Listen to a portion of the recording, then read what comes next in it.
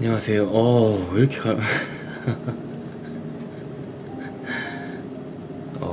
갑자기 이렇게 많이 들어오시네요. 어서 오세요. 자, 약속대로 2시 35분까지 한번 기다려 보고요. 2시 35분에 명단 불러드리도록 하겠습니다. 그 전에 오신 분들은 미리 체크를 해 놓을게요. 네, 어서 오세요.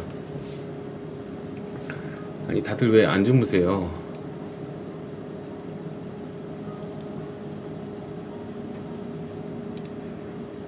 자, 인사들 나누고 계시면은요, 저는 체크를 하고 있도록 하겠습니다. 손님 오셨고,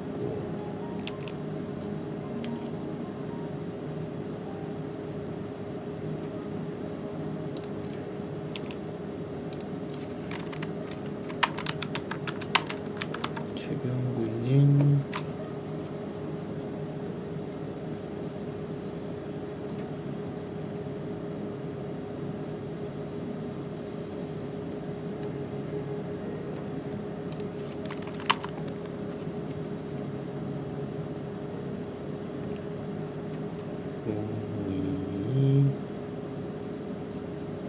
저는 체크하고 있을게요. 인사 한 번씩만 부탁드릴게요.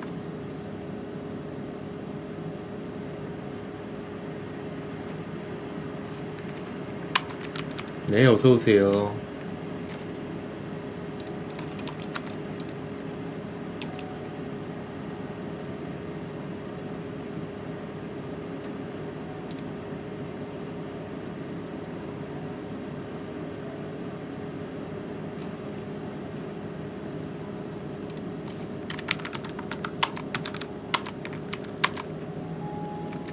청툴님,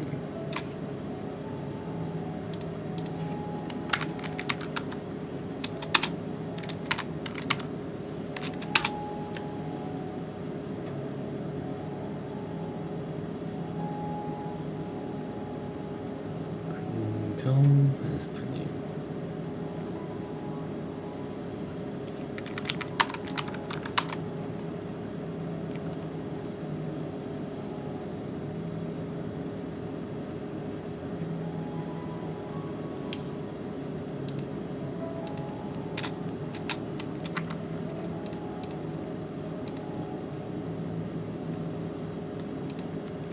행복한 부자님,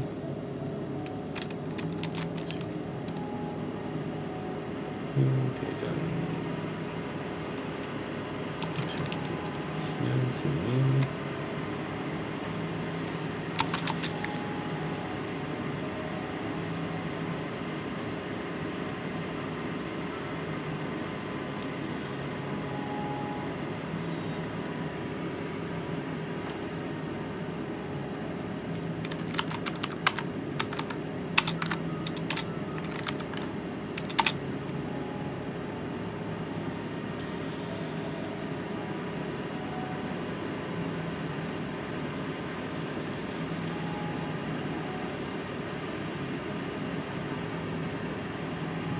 네, 어서 오세요.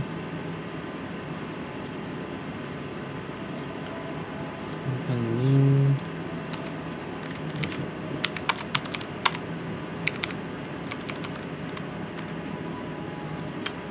야차님, 나오셨고, 이성 TV님 나오셨고, 탕제,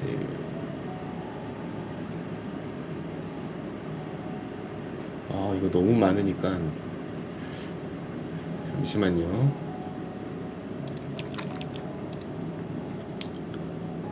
족생님,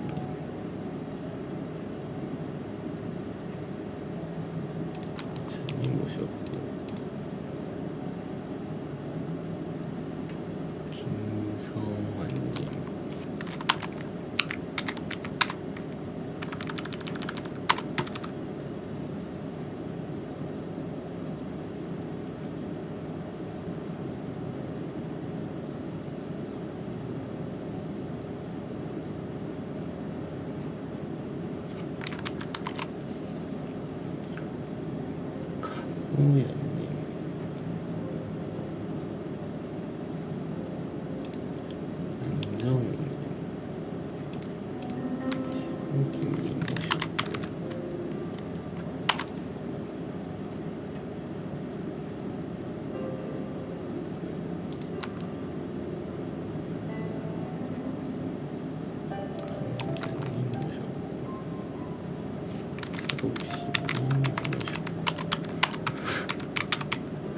거의 다 했습니다. 잠시만요.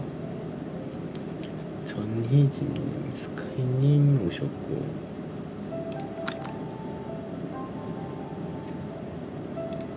한빈님 오셨고, 상따건님 오셨고, 전희진님 안 오셨고, 서종영님 안 오셨고, 찬양의 쌤님 안 오셨고, 두홍님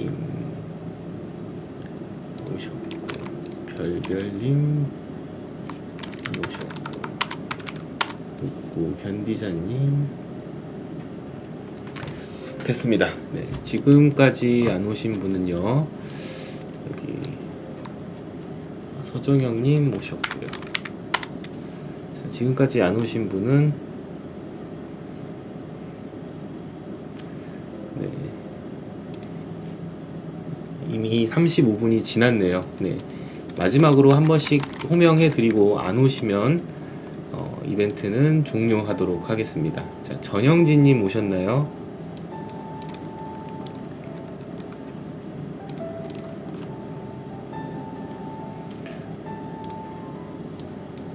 안 오신 분들 잠시만요.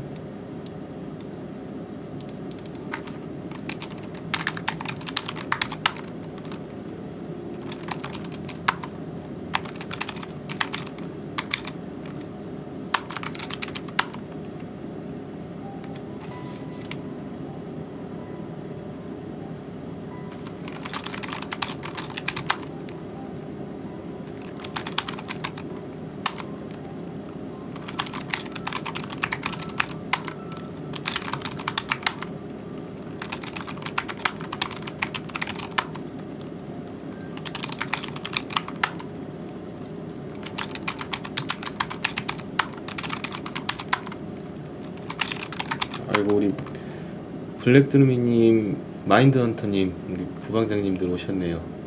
어서 오세요.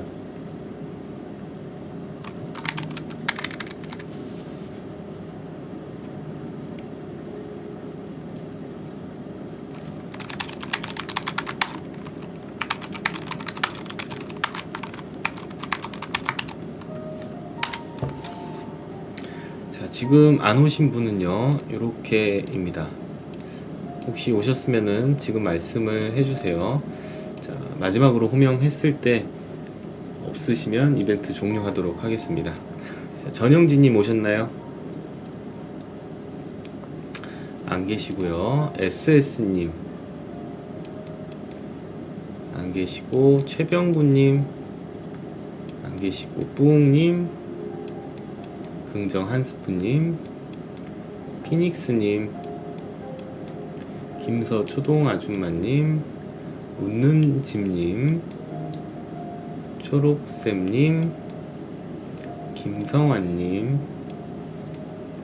SS님 계세요? 네. 그러면 SS님 계시고,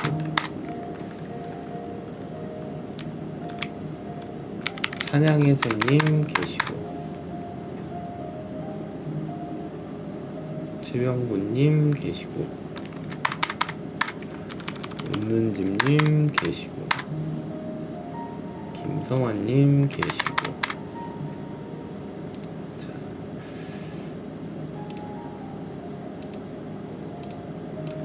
그러면 한 분, 두 분, 세 분, 네 분, 다섯, 여섯, 일곱, 여덟, 아홉, 열, 열하나, 열둘. 피닉스님 계시고,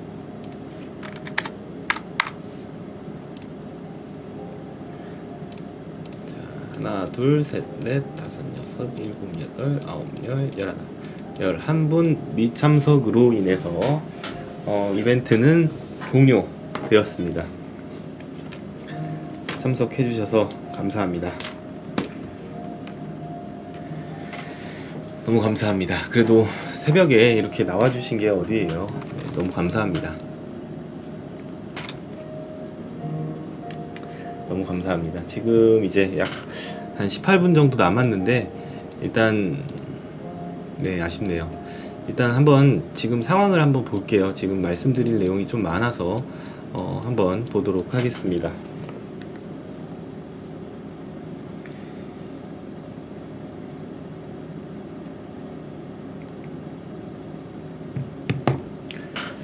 지금 올라온 파동을 제가 커뮤니티 창에도 올려드린 것처럼 지금 현재 이렇게 해서 올라온 파동이 종결이 나는 모양으로 보여요. 그래서 이게 고점을 지금 넘어가고 있는 불규칙이 나오고 있기는 하지만, 자, 이 부분에 있어서 뭐 크게 변함이 없을 것 같기는 합니다. 자, 예를 들면 이렇게 해서 이게 오파동이 연장으로 약간 엔딩 다이고널로 조금씩 더 올라갔다가 떨어지든지, 아니면 이 부분에서 떨어지든지, 지금 이제 중요한 이벤트를 앞두고 있어서, 자, 다시 한번 비트는 임펄스 파동을 만들고 나서 조정 후에 상승을 할 수 있을 것으로 보이고요. 반대로 달러는 지금 달러도 지금 떨어지고 있죠. 자, 올랐을 땐 같이 오르고 비트랑 떨어질 때는 같이 떨어지고 있는데, 이제 여기서 변수가 있습니다. 뭐냐면은요, 달러가 고점을 찍고 이렇게 1, 2, 3, 4, 5 파동으로 떨어졌어요. 그리고 나서 이제 이런 식으로 파동을 만들고 있습니다. 그래서 A, B, C를 만들고 있는데, 자, 여기에서 이렇게 만들고 나서 떨어질 때, 요때부터가 이제 비트와 나스닥이 상승할 수 있는 그 상황이에요.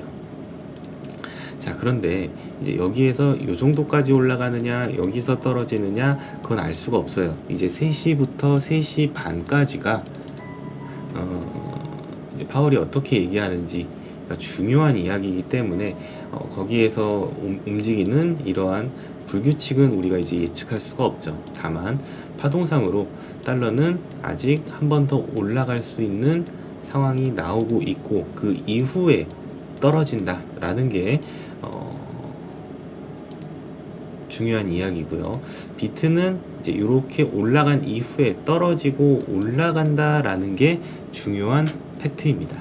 자, 그렇게 봤을 때 비트가 올라가고 이제 떨어지는 조정 이후에 올라가는 상황 우리가 지켜볼 수 있겠고, 반대로 달러는 올라가고 떨어지는 모습을 우리가 지켜볼 수 있겠죠. 자, 근데 발표가 너무 좋게 나왔다, 뭐 75 베이시스 포인트를 올리고, 그 다음에 이제 중요한 건 뭐냐면은요, 여러분들 7월 지금 금리 인상이 엄청 중요합니다. 왜냐면 8월에는 FOMC 회의가 없어요. 9월에 있습니다. 즉 7월 달에 이야기를 한 것이 이제 9월 달에 어떠한 암시를 줄 겁니다. 그래서 3시 반에 파월의 인터뷰가 그렇게 중요한 거고요. 또 하나 중요한 것은요, 7월 달에 금리 인상 결과에 따라서 8월 달은 FOMC 회의가 없기 때문에 8월은 엄청나게 올라갈 수 있는 상황이 만들어지는 거죠. 그래서 그 중요 포인트 우리가 한번 보면 좋을 것 같아요. 자, 그리고 어제 이제 방송에서 말씀드린 거, 이렇게 50선이 내려오고 있고, 이렇게 25일선이 이제 거의 다 만났습니다. 그죠? 25일선 다 만났고, 어제 일봉상 마감을요, 정확하게 25일선 위에서 마감을 해줬어요. 보시다시피. 자, 그죠? 주황색 선 위에서 정확하게 마감을 해주면서 일봉 25일선을 지켜냈습니다. 그리고 나서 지금 이제 50선을 다시 한번 터치를 하면서 저항을 받고 있는데, 요렇게 캔들이 움직이면 이제 어떻게 되겠죠? 골든 크로스가 곧 나옵니다. 자, 하나 둘 셋 넷, 하나 둘 셋 넷. 자, 약 한 내일이나 모레쯤 나오겠네요. 모레쯤. 그러면서 상승의 힘을 그때부터는 확실히 받지 않을까, 그렇게 생각을 합니다. 자, 이렇게 한번 지켜보면요, 제가 재밌는 걸 한번 보여드릴 텐데, 지금 상황이 15분봉 상황이랑 비슷해요. 자, 왜 비슷한지 한번 보여드릴게요. 자, 어제까지의 상황이 이렇게 보시면 됩니다. 어제까지 상황이에요. 자, 그러면 50선과 25일선이 이제 이렇게 해서 골든크로스가 나기 직전에 조정을 확 주죠. 그리고 나서 25일선 위에서 동일하게 마감을 합니다. 그리고 나서 어떻게 되는지 한번 보도록 할게요. 자, 그리고 나서 이렇게 해서 25일선을 위로 지켜주고 양봉을 보여주고, 지금 캔들이랑 요 캔들이랑 요 캔들 지금 비슷하죠. 그리고 나서 어떻게 되죠? 내일 강하게 올립니다. 올리고 나서 어떻게 되죠? 드디어 100일선을 터치를 하는 모습, 즉 100일선을 조만간 터치를 할 것이다. 요게 지금 중요한 겁니다. 즉 브리핑 말씀드렸다시피 단기 15분 파동은 그냥 잠깐 지나가는 파동이고, 큰 일봉상으로는 지금 현재 이러한 상황에서 이제 곧 큰 장대 양봉이 나오고 곧 100일선을 터치를 하는 장대가 나올 것이다. 이해되시죠? 그래서 지금 상황과 이 상황을 한번 비교해서 보시면은 이동평균선의 모습을 확인하실 수가 있을 겁니다. 자, 요거는 제가 이따가 좀 쉬는 시간에 말씀을 드릴게요. 중요한 내용 또 분석 재밌는 거 준비를 한 게 있으니까요. 자, 약 10분 정도 남았는데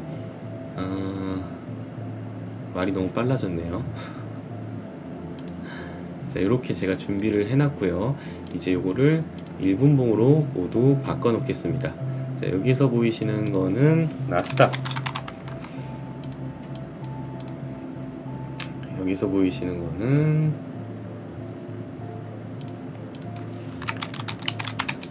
비트, 그리고 마지막으로 보는 거는 달러. 이렇게 해서 우리 한번 이따가 회의 때 어떻게 움직이는지, 아이고,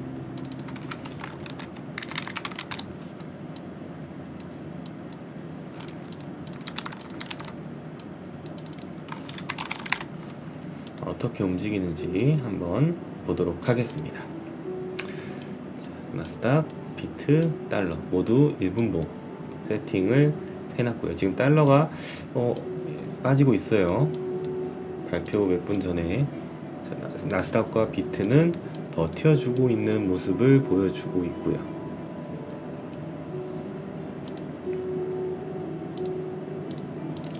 자, 오늘 정말 중요합니다. 네, 왜냐면 앞서 말씀드린 것처럼 8월은 회의가 없어요. FOMC 회의가 없습니다. 즉 오늘 파월의 인터뷰의 뉘앙스로 이제 금리를 더 이상 그만 올리겠다, 혹은 금리를 서서히 올리겠다, 여러 가지 힌트를 줄 겁니다. 앞으로 9월 달에 열리는 FOMC에 대해서. 그래서 8월은 이제 증시와 비트가 힘차게 올라갈 수 있는 모멘텀을 어떻게 줄 것이냐를 오늘 인터뷰 때 파월이 얘기를 할 거기 때문에 상당히 중요하고요.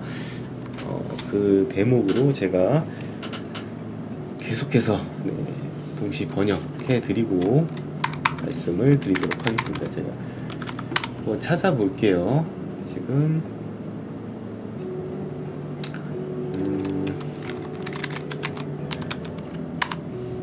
FOMC 라이브로 해주는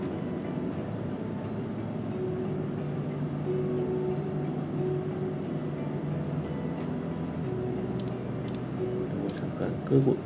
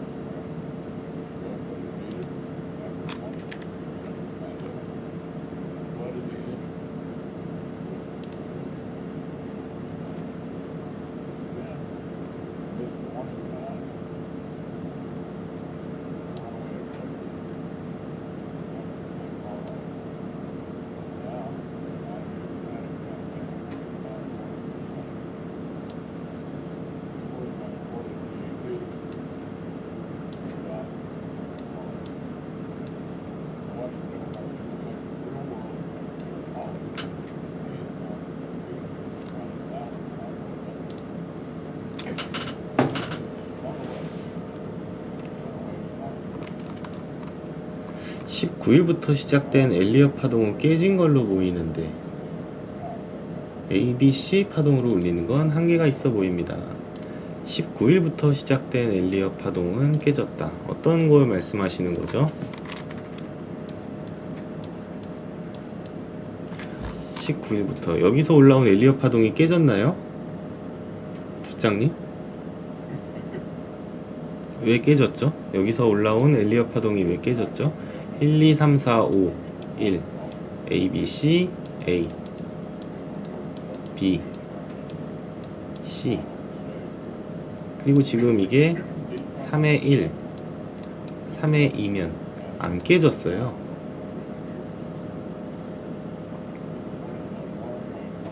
투장님 이해되시나요?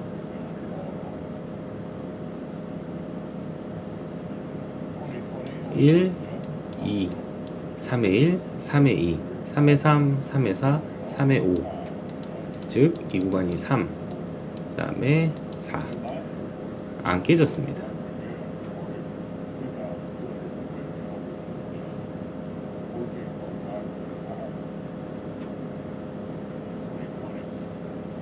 소장님 이해되시나요?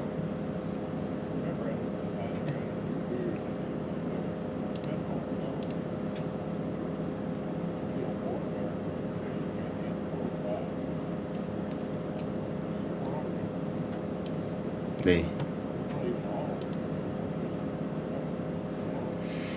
자, 지금 어디서 방송을 틀어야 되는지 제가 잠시만요. 지금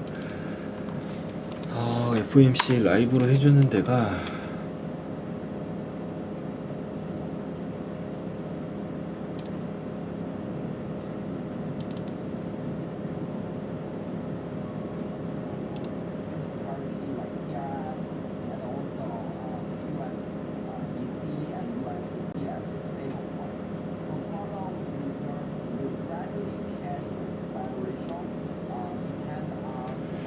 야후 파이낸스에서 지금 저스틴 선이 나왔네요. 네.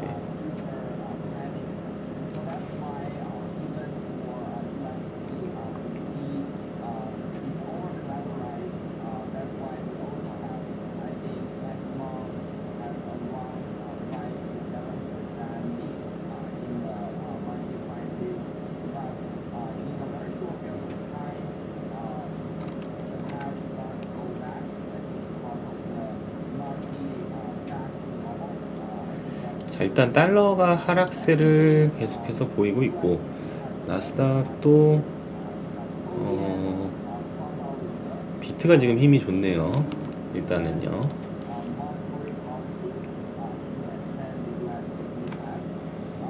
자, 약 4분 남았습니다. 과연 어떻게 될지.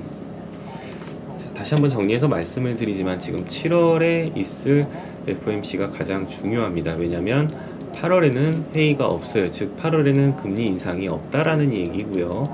9월에 열리는 이제 금리 인상 FOMC 회의 때를 7월 달에 파월이 어느 정도 힌트를 줄 겁니다. 즉 이번 75든 어떤 상황이든 마지막 금리 인상이 될지 아니면 이제 9월부터는 서서히 빅스텝 말고 이제 서서히 올릴지 그러한 부분들을 아마 힌트를 줄 거예요. 그거에 따라서 증시와 비트코인은 영향을 받을 것으로 보입니다.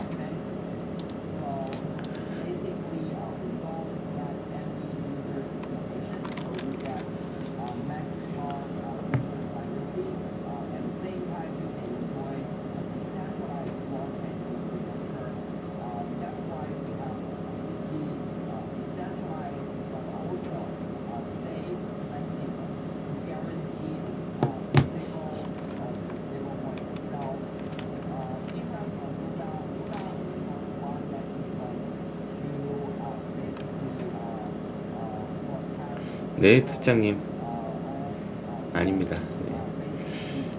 트론 저스틴선 이야기 좀 그만 듣고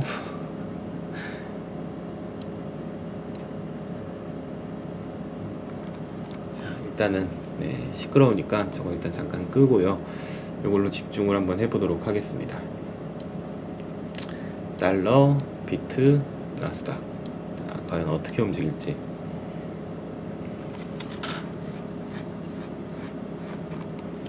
자, 3분 남았습니다.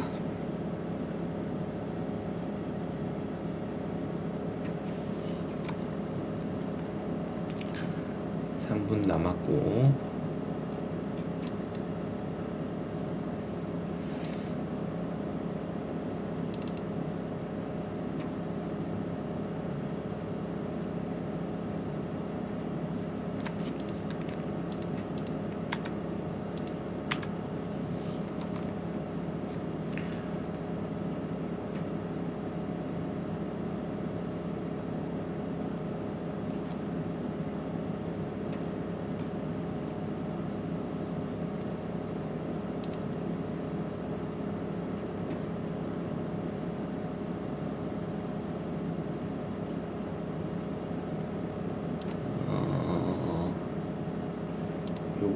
요거랑 요거 있다가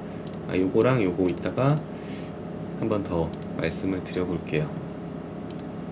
자, 일단 이제 1분 남았습니다. 어떻게 나오는지 한번 보시죠.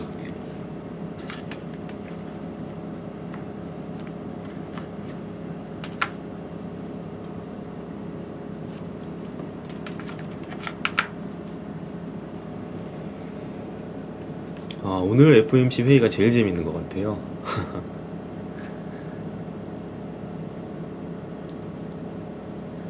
맞습니다, 김경록님. 네, 중간선거 때문에 9월에는 더 올리기 힘들 것이라는 게 좀 크죠. 그리고 이미 유가가 피크아웃을 쳤기 때문에 더 이상 CPI 지수가 높지 않을 거라는 가정하에는 어떻게 나올지 참 궁금해지네요. 자, 달러가 지금 반등이 나오고 있습니다.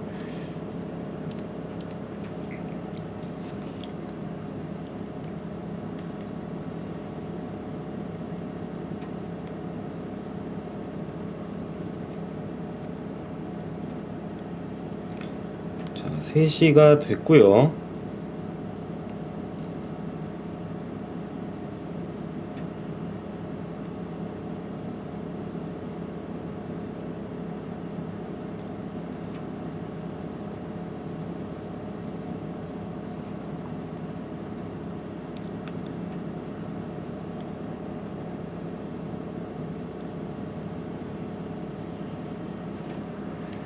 아, 75네요. 네, 75로 많은 사람들이 예측하는 대로 75로 75 베이시스 포인트를 확정 지었습니다. 자, 많은 사람들이 예상을 했던 대로 100 베이시스 포인트 올린다 말들이 많았는데 75가 나왔기 때문에 또 좋은 상승 나오리라고 봅니다.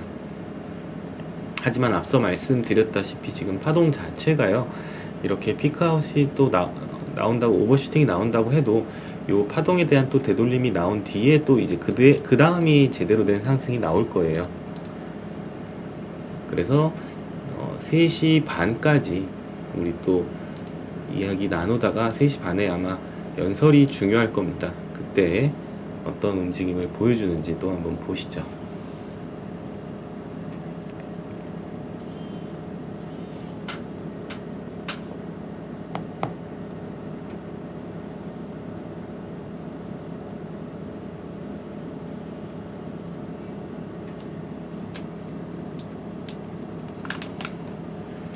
답심리 차트왕님께서 비트가 많이 무빙이 없네요 라고 해주셨는데, 나스닥보다 비트가 무빙이 더 지금 잘 나오고 있어요.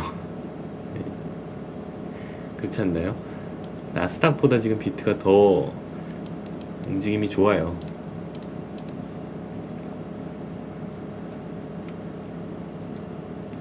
자, 달러는 지금 다시 내려오고 있고요.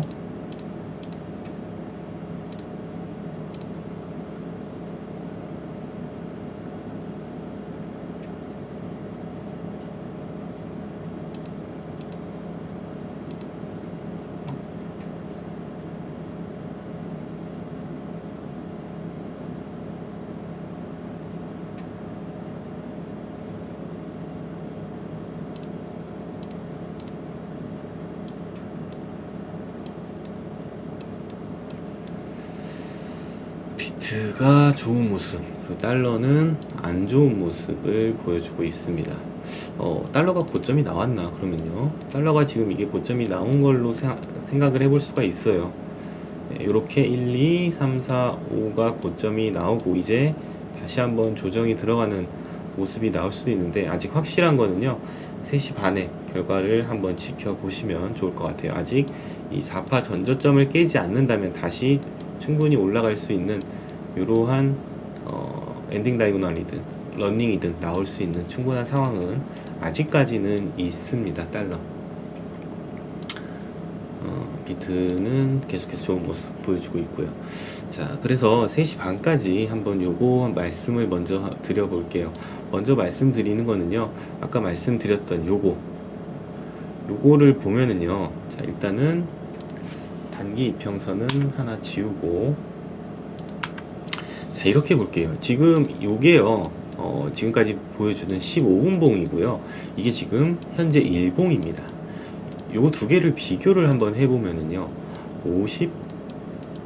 50선과 25일선, 50선과 25일선, 요렇게 골든크로스 나기 전에 바로 여기서 똑같은 캔들 이제 나올 수 있고요. 그 다음에 이제 50선을 돌파하는 이러한 큰 양봉이 나온 뒤에 곧 100일선을 돌파하게 된다 라는 게 이제 우리가 이평선으로 볼 수 있는 비슷한 내용이에요. 그러면 여기에서 우리가 한번 더 볼게요.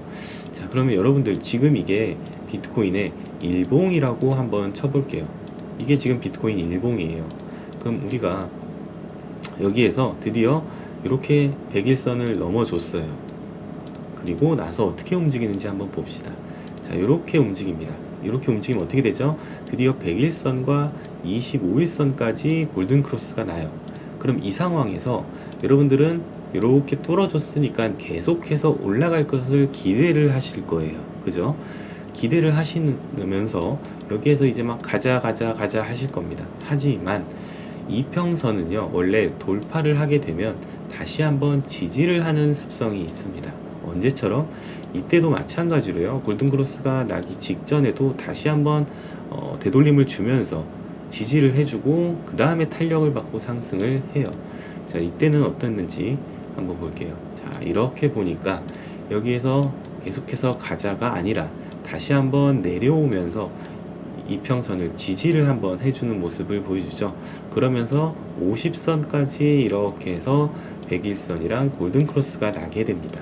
그리고 나서 자, 여기서 드디어 200일선을 한번 건드려줘요. 한 번에 돌파하면 제일 좋겠지만 한번 건드려줍니다. 그러면 여기서 이렇게 눌리고 그냥 바로 돌파하는 것보다는요, 여기서 또 가자 하시지 마시고 어떻게 됐냐면요, 여기에서 다시 한번 이렇게 크게 눌립니다. 어디까지? 지지를 받았던 100일 이평선 근처까지. 하지만 여기서 중요한 게 있죠. 뭐죠? 저점은 계속해서 올라가고 있다. 자, 그리고 나서 어떻게 되죠? 200일선을 강하게 돌파를 해줍니다. 그리고 어떻게 되죠? 25일선, 50일선까지 골든크로스를 만들어버려요. 그럼 여기까지 와 있으면 거의 정배열이 90%는 왔다라고 보시면 돼요. 그리고 나서 자, 이렇게 해서 추가 상승을 보여줍니다. 그리고 지금 모습이고요. 자, 그러면 요것과 지금 모습을 한번 비교를 해보도록 하겠습니다. 지금 일봉상 우리가 볼 수 있는 위치는 바로 요 구간이고, 앞으로 우리가 펼쳐질 구간들이 이렇게 움직여질 거예요. 그러면 우리가 일봉상으로 비슷하게 한번 위치를 본다라고 하면 이런 식으로 움직여 주겠죠. 저점은 계속해서 높아지고 이평선들은 모여가는 정배열을 만들고, 그래서 우리가 앞으로 기대해 볼 수 있는 흐름은요, 이러한 흐름이 딱 좋은 참고가 지금 15분봉상으로 나오고 있습니다. 역배열된 이평선들을 어떻게 모아가고 어디서 저항을 받고 어디서 지지를 다시 받는지, 그리고 나서 저항을 받고 지지를 받는지, 이런 흐름이 앞으로 우리가 펼쳐지는 그런 그림이겠다라고 보시면 돼요. 자, 그리고 또 하나 이렇게 말씀을 드리고 싶은 거는요. 자, 여기에서 보이시는 빨간색 이동평균선은요, EMA입니다. EMA. 그래서 EMA 지표에서 이동평균선 21 설정을 해두고요. 빨간색. 그 다음에 여기서 보이시는 트리플 MA 포캐스트라는 지표를 켜두시고 여기에서 설정을 해두시면은요. 자, 재밌는 현상이 하나 있죠. 자, 어떤 거냐면은요. 빨간색과 써드릴게요.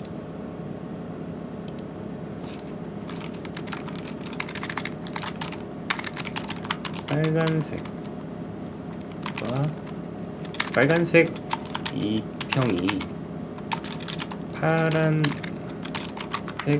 2평 밑으로 하방 이탈. 자, 빨간색 2평이 파란색 2평 하방 이탈을 할 때부터가 시작 포인트가 되겠고요. 그 다음에 두 번째,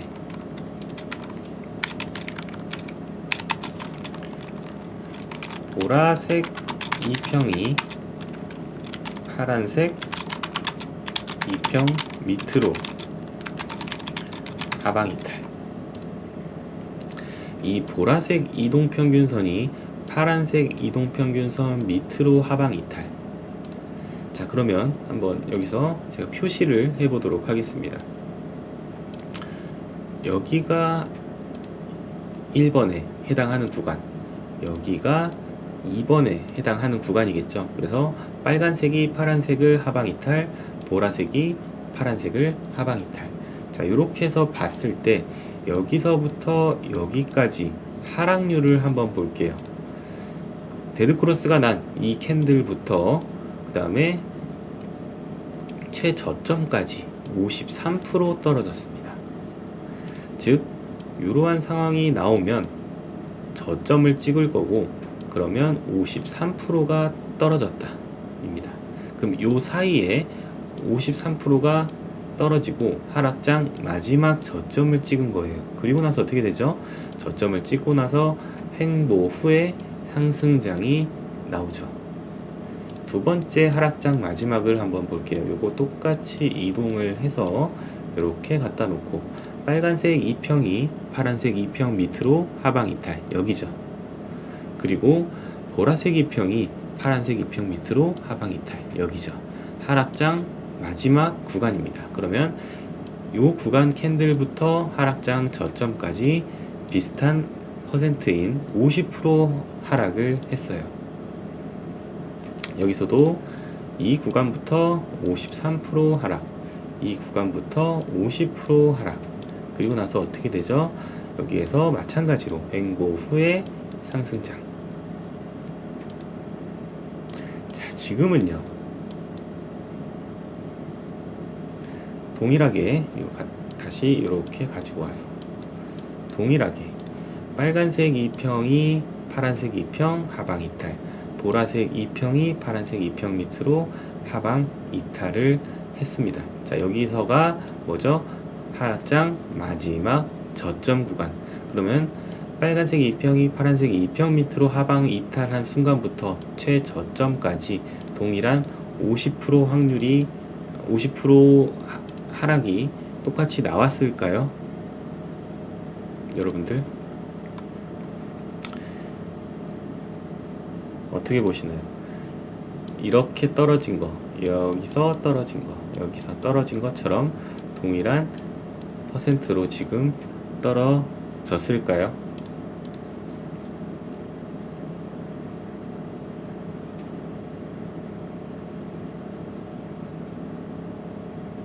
자, 정확히 데드크로스가 난 캔들부터 하락을 보면은요 동일한 50%대 하락이 나왔습니다. 즉 53%, 50%, 51%. 하락장 마지막 구간을 알리는 빨간색 2평이 파란색 2평 밑으로 하방 이탈부터 보라색 2평이 파란색 2평 밑으로 하방 이탈하는 이 구간은 하락장 마지막 저점이 잡히는 구간이다. 동일한 50%대 하락을 이번 저점에서 보여줬고 지난 하락장도 마찬가지로 보여줬다. 그러면 앞으로 우리가 기대할 수 있는 것은 저점 이후에 어느 정도 횡보 후에 상승이겠죠.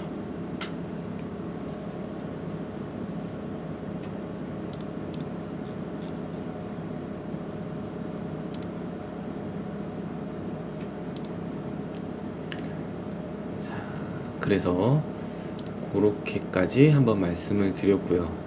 달러랑 나스닥도 반등이 좋네요.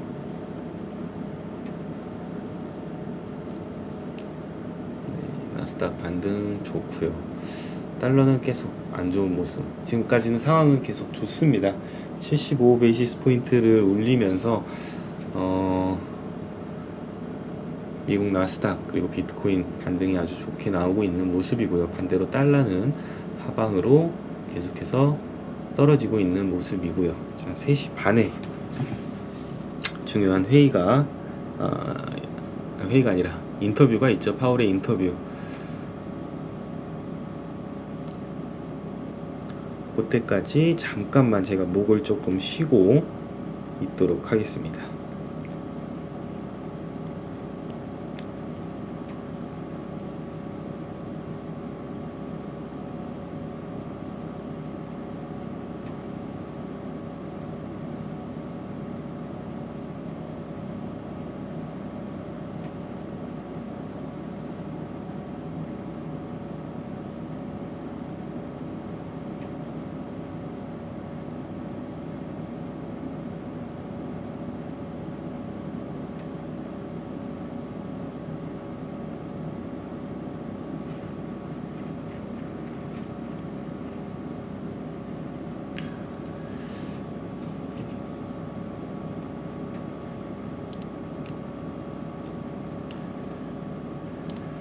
아, 3시 반부터 제가 이제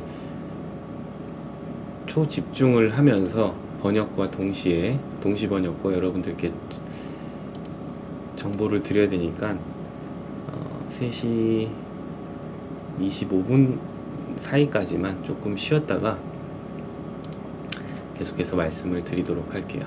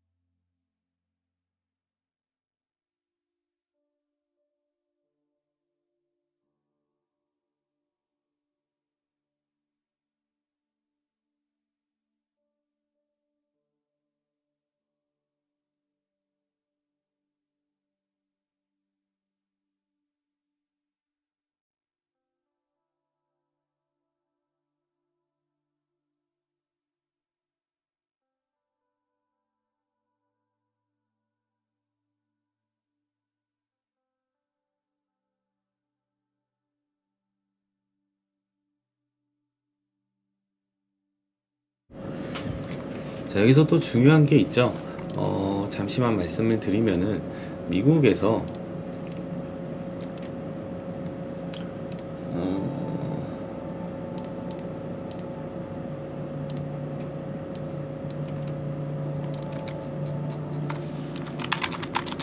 미국 연준에서 지금 제가 이제 FOMC 성명서를 읽어봤는데 미국 연준에서 이번 연도까지 올리려고 했던 금리 전망이 3.4 정도 됩니다. 3.4포인트. 자, 3.4포인트에서 지금 오늘 0.75죠. 0.75포인트를 올렸으면요. 앞으로 남은 포인트는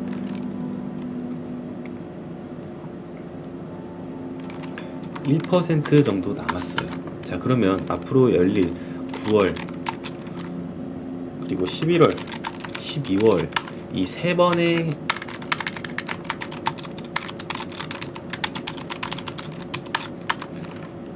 세 번의 금리 인상을요, 이 1% 안에서 나눠서 인상을 해야 돼요. 즉, 앞으로 세 번 남은 금리 인상은 9월에 50, 12월에 25, 12월에 25 올리던지 아니면 25, 50, 25를 올리던지 앞으로 남은 금리 인상은 아주 이제 미비해지는 거죠. 이해되시나요? 그래서 얼만큼 중요한지, 특히 8월에는 FOMC 회의가 없습니다. 성명서가 없기 때문에 오늘 이제 75 베이시스 포인트를 결정이 난 이 이후에부터 8월까지는 아마 큰 상승장이 계속해서 열리지 않을까 그렇게 생각을 하고요. 그리고 9월, 11월, 12월도 마찬가지로 금리 인상은 이 퍼센트 안에서 움직일 겁니다. 그래서 아주 지금 상황이 긍정적이다 라고 보시면 돼요.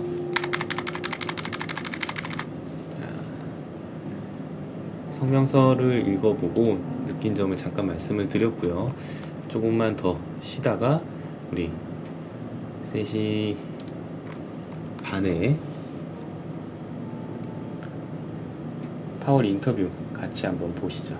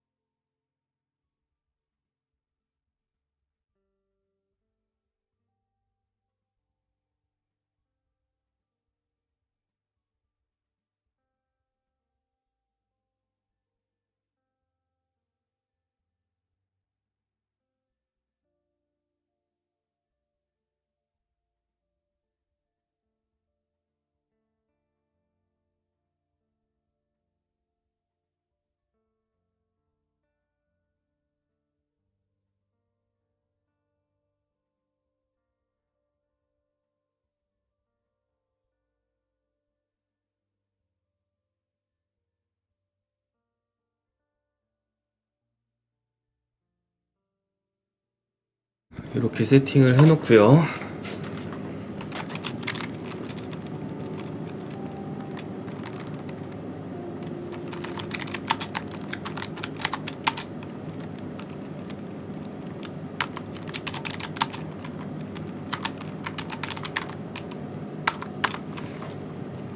번역 준비를 해도 이렇게 해놓겠습니다. 아니 근데 다들 내일 출근하셔야 되는데 이렇게 늦게까지 안 주무셔도 되나요?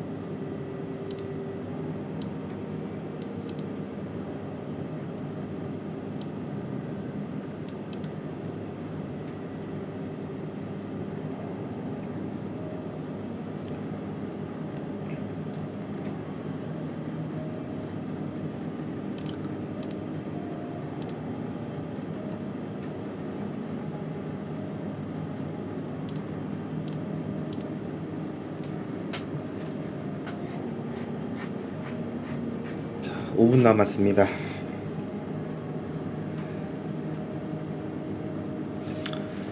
세팅을 좀 더 해놓을까요? 일단 비트만.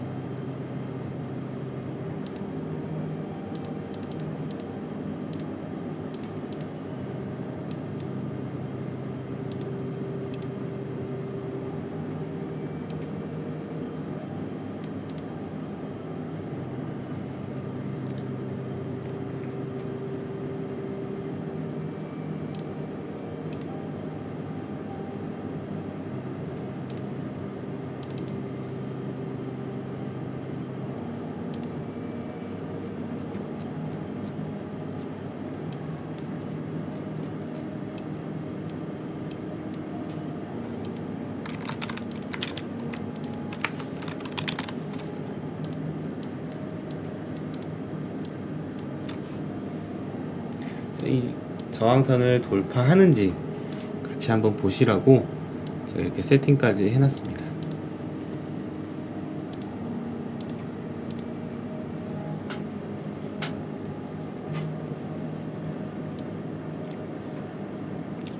자, 3분 전. 앞으로 파월이 어떻게 얘기하는지가 상당히 중요합니다.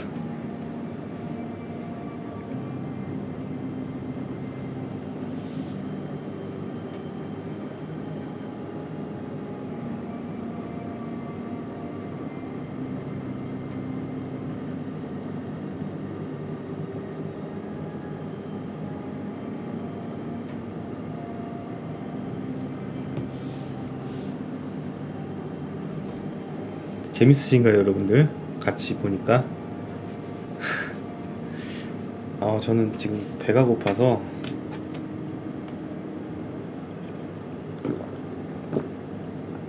저녁을 먹어도 이렇게 밤새니까 배고프네요.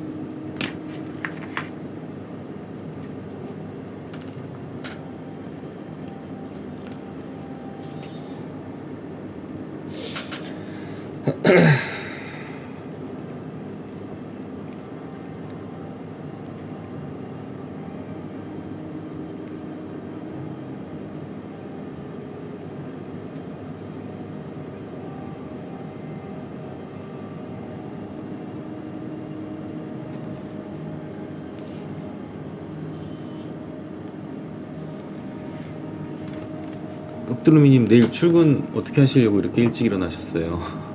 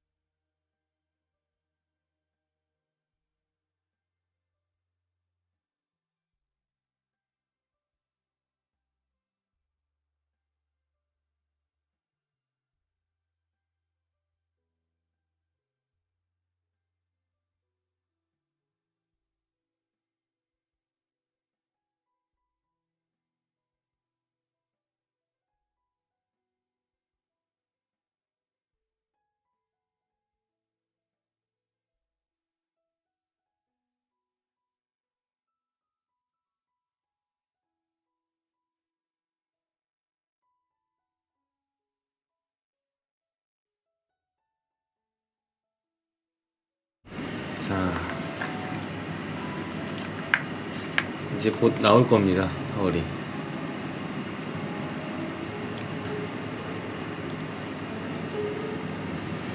노래를 끄고요.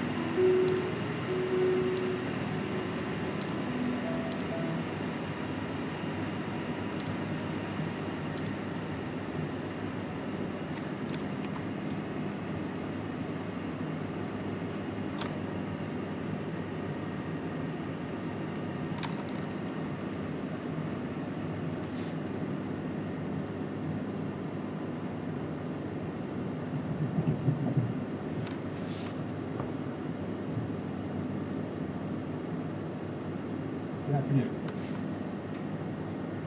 My colleagues and I are strongly committed to bringing inflation back down, and we're moving expeditiously to do so. We have both the tools we need and the resolve it will take to restore price stability on behalf of American families and businesses. The economy and the country have been through a lot over the past 2.5 years and have proved resilient.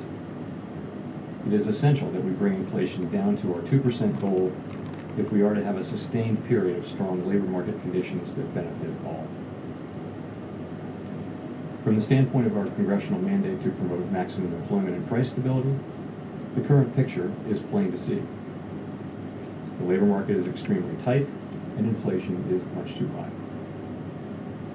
Against this backdrop, today the FOMC raised its policy interest rate by 3/4. 지금까지는 그냥 설명해 주는 것 and 같아요. anticipates that ongoing increases in the 중요한 건 target 이제 range for the 여러분들 federal 아시다시피 funds rate 질문 시간이죠. Q&A 시간이 중요합니다. In addition, we are continuing the process of significantly reducing the size of our balance sheet. And I'll have more to say about today's monetary policy actions after briefly reviewing economic developments. Recent indicators of spending and production have softened. Growth in consumer spending has slowed significantly, in part reflecting lower real disposable income and tighter financial conditions. Activity in the housing sector has weakened, in part reflecting higher mortgage rates. And after a strong increase in the first quarter, business fixed investment also looks to have declined in the second quarter. Despite these developments, the labor market has remained extremely tight, with the unemployment rate near a 50-year low, job vacancies near historical highs, and wage growth elevated. Over the past 3 months, employment rose by an average of 375,000 jobs per month, down from the average pace seen earlier in the year, but still robust. Improvements in labor market conditions have been widespread, including for workers at the lower end of the wage distribution, as well as for African Americans and Hispanics. Labor demand is very strong, while labor supply remains subdued, with the labor force participation rate little changed since January. Overall, the continued strength of the labor market suggests that underlying aggregate demand remains solid. Inflation remains well above our longer-run goal of 2%. Over the 12 months ending in May, total PCE prices rose 6.3%, excluding the volatile food and energy categories. Core PCE prices rose 4.7%. In June, the 12-month change in the Consumer Price Index came in above expectations at 9.1%, and the change in the core CPI was 5.9%. Notwithstanding the recent slowdown in overall economic activity, aggregate demand appears to remain strong. Supply constraints have been larger and longer lasting than anticipated, and price pressures are evident across a broad range of goods and services. Although prices for some commodities have turned down recently, the earlier surge in prices of crude oil and other commodities that resulted from Russia's war on Ukraine has boosted prices for gasoline and food, creating additional upward pressure on inflation. Because monetary policy actions are guided by our mandate to promote maximum employment and stable prices for the American people. My colleagues and I are acutely aware that high inflation imposes significant hardship, especially on those least able to meet the higher costs of essentials like food, housing, and transportation. We are highly attentive to the risks high inflation poses to both sides of our mandate, and we're strongly committed to returning inflation to our 2% objective. At today's meeting, the committee raised the target range for the federal funds rate by 0.75 of a percentage point, bringing the target range to 2.25% to 2.5%. And we're continuing the process of significantly reducing the size of our balance sheet, which plays an important role in firming the stance of monetary policy. Over coming months, we will be looking for compelling evidence that inflation is moving down, consistent with inflation returning to 2%. We anticipate that ongoing increases in the target range for the federal funds rate will be appropriate. The pace of those increases will continue to depend on the incoming data and evolving outlook for the economy. Today's increase in the target range is the second 75 basis point increase in as many meetings. While another unusually large increase could be appropriate at our next meeting, that is a decision that will depend on the data we get between now and then. We will continue to make our decisions meeting by meeting and communicate our thinking as clearly as possible. As the stance of monetary policy tightens further, it likely will become appropriate to slow the pace of increases while we assess how our cumulative policy adjustments are affecting the economy and inflation. Our overarching focus is using our tools to bring demand into better balance with supply in order to bring inflation back down to our 2% goal and to keep longer-term inflation expectations well anchored. Making appropriate monetary policy in this uncertain environment requires a recognition that the economy often evolves in unexpected ways. Inflation has obviously surprised to the upside over the past year, and further surprises could be in store. We therefore will need to be nimble in responding to incoming data and the evolving outlook. And we will strive to avoid adding uncertainty in what is already an extraordinarily challenging and uncertain time. We are highly attentive to inflation risks and determined to take the measures necessary to return inflation to our 2% longer-run goal. This process is likely to involve a period of below-trend economic growth and some softening in labor market conditions. But such outcomes are likely necessary to restore price stability and to set the stage for achieving maximum employment and stable prices over the long run. To conclude, we understand that our actions affect 지금 금리가 더 제한적이기 때문에 우리가 설정한, 제가 방금 인터뷰 전에 말씀드린 거죠. 3.4포인트가 미국 연준이 예상하는 금리 인상, 올해 연준 인상인데 그게 제한적이라는 이야기고요. 그게 제한적이기 때문에 금리 인상 속도를 Hi, Chair Powell. Thanks for taking our questions. Rachel Siegel from the Washington Post. 그것 때문에 If you can walk us through your 잠시만요. thinking around the decision not to go for a full percentage point increase. We saw a ramp up after the May CPI report came in higher than usual, and then obviously the June figure did too. Was there any discussion of a stronger hike at this meeting? Thank you. Sure. So we did judge that a 75 basis point increase was the right magnitude in light of the data in the context of the ongoing increases in the policy rate that we've been making. I'd say that we wouldn't hesitate to make an even larger move than we did today if the committee were to conclude that were appropriate.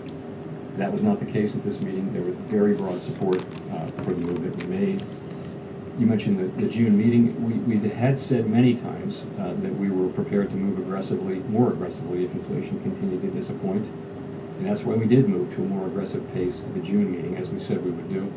At this meeting, we continued at that more aggressive pace as inflation has continued to disappoint in the form of the June CPI reading.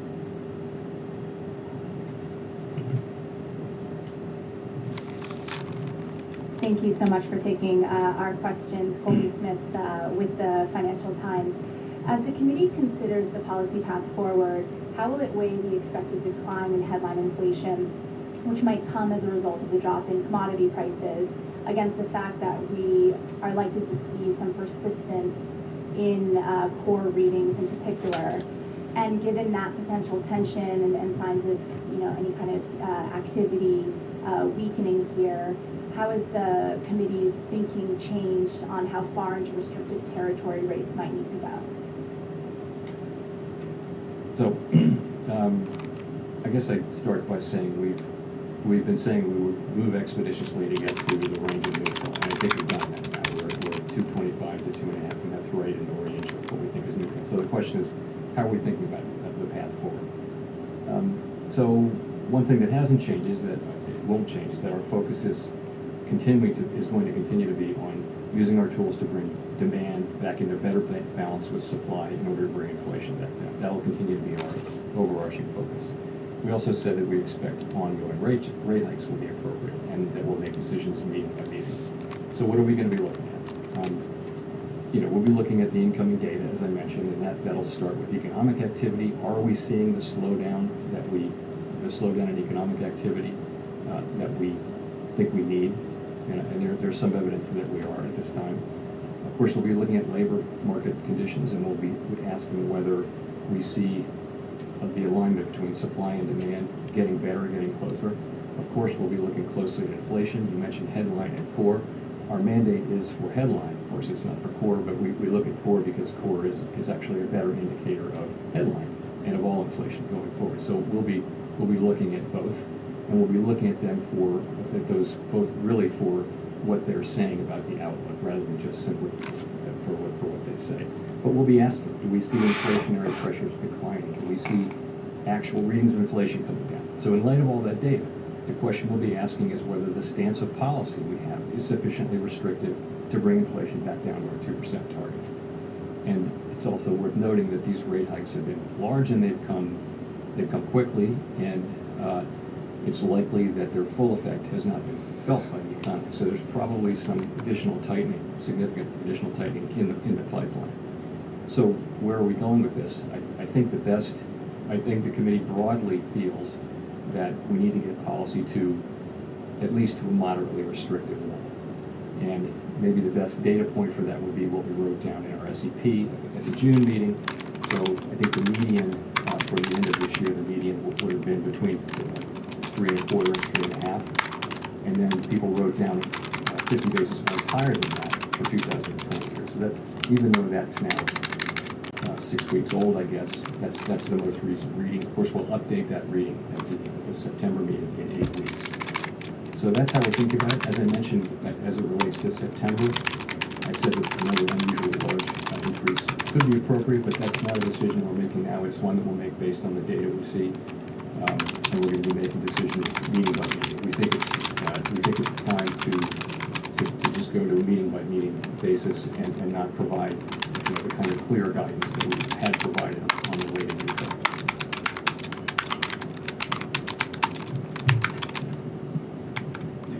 Wall Street Journal. Chair Powell, you've said that your policy works through influencing expectations and that policy needs to be at least moderately restrictive, which means you need financial conditions to stay tight. Futures market pricing currently implies you will raise rates this year along the lines of your June SEP, but then lower them a few months later next year. Are these expectations consistent with the need to keep financial conditions tight in order to moderate purchasing power and bring inflation back to 2%? So I'm going to start by pointing out that it's very hard to say with any confidence in normal times, what the economy is going to be doing in 6 or 12 months. And so to try to predict what the appropriate monetary policy response is, I mean, of course we do that in the SEP, but nonetheless, you've got to take any estimates of what rates will be next year with a grain of salt, because there's so much uncertainty. These are not normal times. There's significantly more uncertainty now about the path ahead than I think there ordinarily is, and ordinarily it's quite high. So again, the only data point I have for you really is the June SEP, which I think is just the most recent thing that the committee's done. Since then, inflation has come in higher, economic activity has come in weaker than expected. But at the same time, I would say that's probably the best estimate of where the committee's thinking is still, which is that we would get to a moderately restrictive level by the end of this year, by which I mean somewhere between 3 and 3.5%, and that the committee sees further rate increases in 2023. As I mentioned, we'll update that, of course, at the September meeting, but that's really the best I can do on that. You said inflation had been a little bit higher than anticipated. Has your view of the terminal rate changed since June? So I wouldn't say it was. I think we didn't expect a good reading, but this one was even worse than expected, I would say. I don't talk about my own personal estimate of what the terminal rate would be. I will write down that it's going to evolve. Obviously, it has evolved over the course. I think for all participants, it has evolved over the course of the year as we learn how persistent inflation is going to be. And by the time of the September meeting, we will have seen 2 more CPI readings and 2 more labor market readings, and significant amount of readings about economic activity and perhaps geopolitical developments. Who knows? It'll be a lot. It's an 8-week intermediate period, so I think we'll see quite a lot of data, and we'll make our decision at that meeting based on the data. Hi, Gerald. Thanks for taking our question. Gina Smile with New York Times. You kind of alluded to this earlier, but I wonder, in the event that you see several months of very weak headline inflation inflation numbers because oil prices are coming down so much, but core inflation continues to be strong or even picks up. I wonder how you would think about that. So it's hard to deal with hypotheticals, but I just would say this: we would look at both, and we'd be asking ourselves, are we confident that inflation is on a path down to 2%? That's really the question, and we'll be making, our policy stance will be set at a level ultimately at which we are confident that inflation is going to be moving down to 2%. So it would depend on a lot of things. Of course, as I mentioned, core inflation is a better predictor of inflation going forward. Headline inflation tends to be volatile. So in ordinary times, you look through volatile moves in commodities. The problem with the current situation is that if you have a sustained period of supply shocks, those can actually start to undermine or to work on de-anchoring inflation expectations. The public doesn't distinguish between core and headline inflation in their thinking, so it's something we have to take into consideration in our policymaking, even though our tools don't really work on some aspects of this, which are the supply side issues. Steve Leisman, CNBC. Thanks for taking my question, Mr. Chairman. Earlier this week, the president said we are not going to be in a recession. So I have two questions off of that. Do you share the president's confidence in not being in a recession? And second, how would or would not a recession change policy? Isn't a bright line, sir, where contraction of the economy would be a turning point in policy? Was there some amount of contraction of the economy the committee would be willing to abide in its effort to reduce inflation? So as I mentioned, we think it's necessary to have growth slow down, and growth is going to be slowing down this year for a couple of reasons. One of which is that we're coming off of the very high growth of the reopening year of 2021. You're also seeing tighter monetary policy, and you should see some slowing. We actually think we need a period of growth below potential in order to create some slack so that the supply side can catch up. We also think that there will be, in all likelihood, some softening in labor market conditions, and those are things that we expect, and we think that they're probably necessary if we were to have to get inflation, if we were to be able to get inflation back down the path to 2%, and ultimately get there.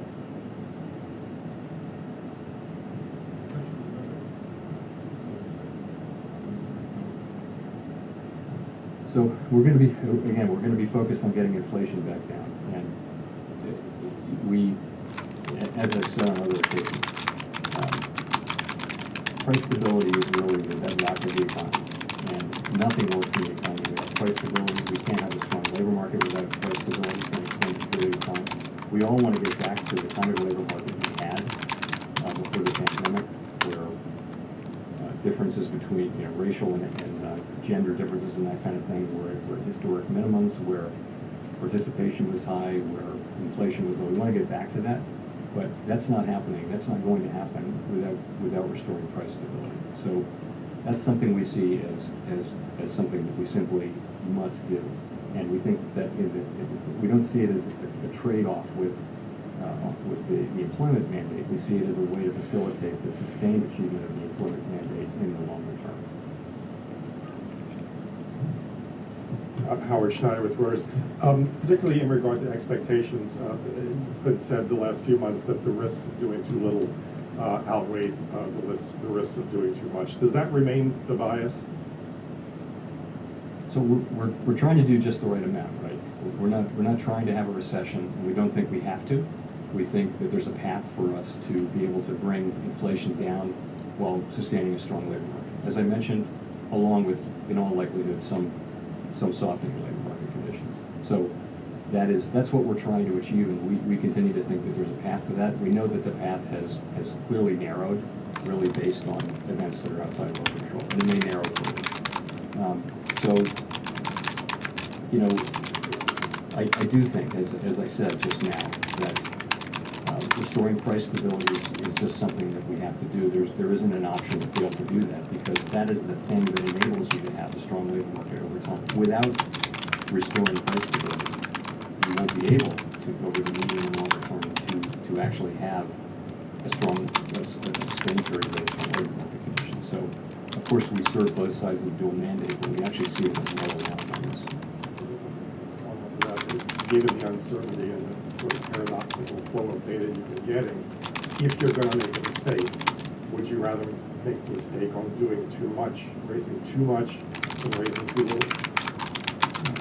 We're trying not to make a mistake. Let me put it this way. We do see that there are two-sided risks. There would be the risk of doing too much. 자, 이렇게 이야기를 하고 나서 지금 비트코인과 나스닥이 크게 반등을 하고 있습니다. 리세션, 즉 경기 침체가 필요하다고 생각하지 않는다라는 얘기를 하자마자 지금 좋은 모습을 보여주고 있죠. 나스닥이 계속 올라가서 차트를 계속해서 만져야 되겠네요.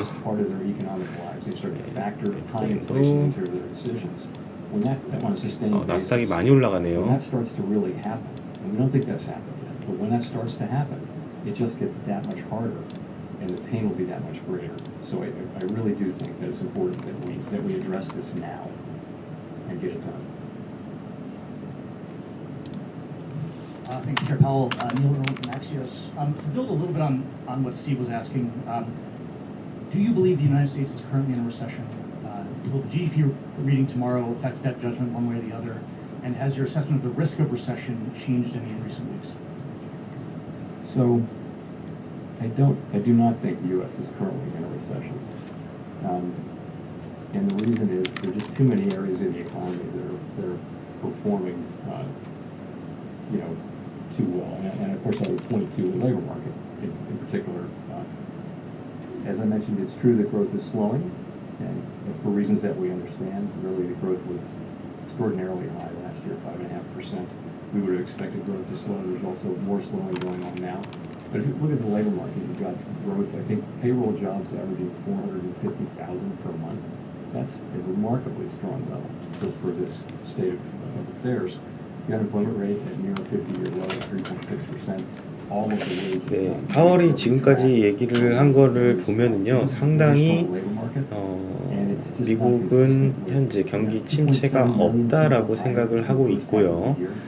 즉 그래서 리세션을 생각할 필요가 없다라고 생각을 하고 있습니다.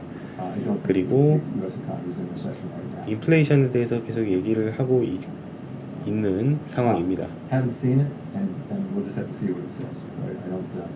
I mean, I would say generally the GDP numbers do have a tendency to be revised pretty significantly. It's very hard. It's very hard to accumulate U.S. GDP. It's a large economy. A lot of work and judgment goes into that. But you tend to take first GDP reports, I think, with a grain of salt. But of course, it's something we'll be looking at.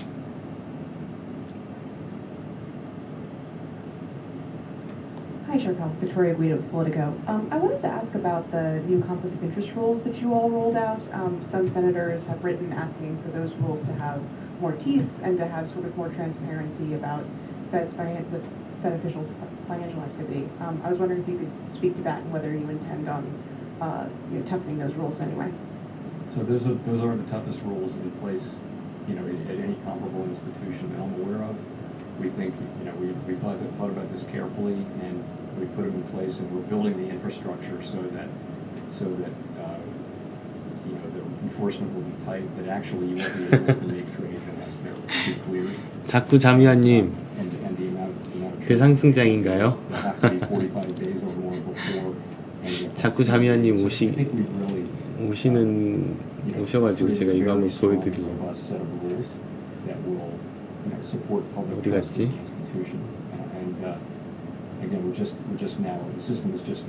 또 안 무서우실 자신 있으신가요? 자꾸 자미아님? Katarina Sarai with Bloomberg News.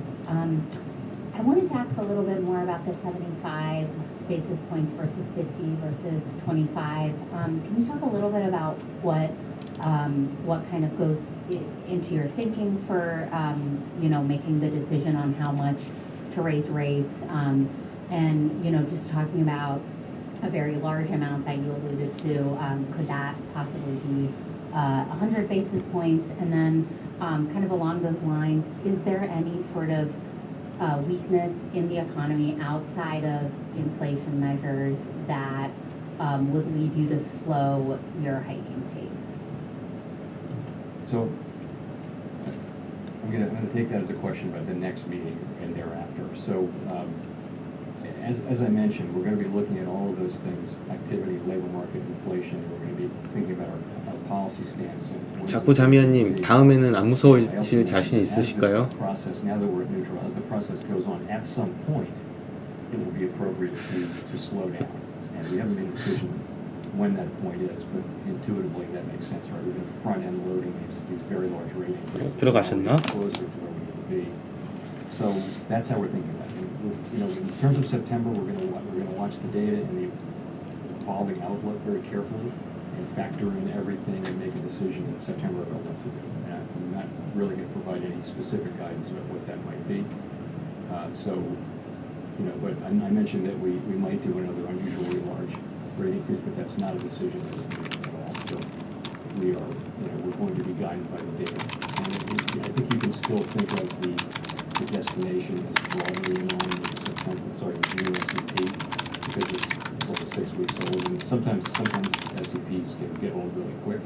I think in this one I would say probably the best guiding now as to where the committee thinks it needs to get at the end of the year and then into next year. So we're pointing to that. 계속 좋은 말만 해주고 있죠, 파월이. Chris Ruge, Associated Press. I wanted to ask about, right now there's a sort of growing gap between the Fed's preferred measure of inflation, PCE index, and the one that's followed by the public, the CPI, of course. How do you expect to handle this divergence if the PCE starts to come down enough for you to consider slowing rate hikes, even if the public is still seeing much higher CPI ratings? Thank you. So it's an interesting situation. Of course, we've long used PCE because we think it's just better at capturing the inflation that people actually face in their lives. And I think that view is pretty widely understood. That said, the public really reads about CPI. And the difference really is because the CPI has higher weights on things like food, gasoline, motor vehicles, and housing than the PCE index does. And so that accounts for a lot of the difference. However, over time, they tend to come together. You know, we're given the importance in the public eye of CPI, we are calling it out and noticing it like that. But remember, we do target PCE because we think it's a better measure. They will come together eventually. The typical gap was really about 25 basis points for a very long time. If it got to 40 basis points, that would be very noticeable. Now it's much larger than that because of the things I mentioned. So we'll be watching both, but again, the one that we think is the best measure always has been PCE, at least since from 20 plus years ago, moved to PCE.